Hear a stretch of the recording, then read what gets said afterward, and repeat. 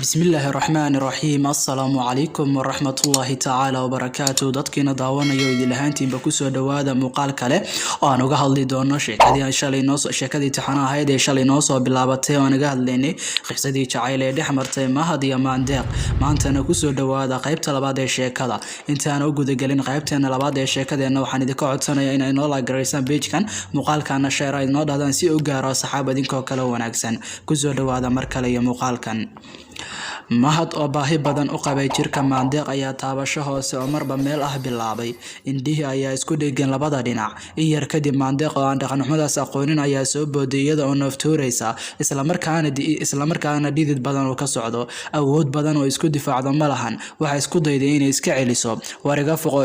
foqo ida ayay ku celcelisay isaguna maba maqla hadalkeeda oo dareen ayuu la socsan yahay ugu dambeyn iyada oo xanaaqsan ayaa xoog isaga fujisay maandeeq inta ay aad u xanaaqday ayay ugu qaylisay oo ay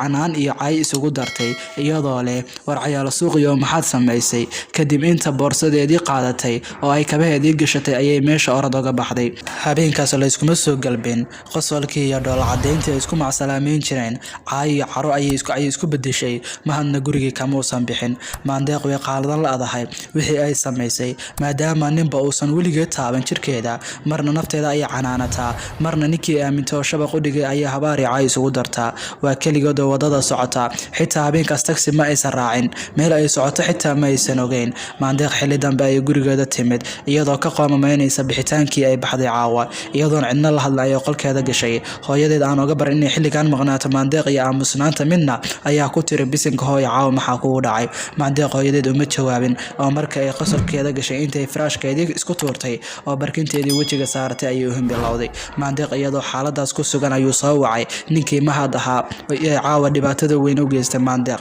balse kama aysan qaban oo inta ay ku jartay ayay baloog saartay maandeeq habeenkaas ma aysan seexan mar weysastaa haddana mahad telefoon kale ayuu ka soo wacay iyadoo aan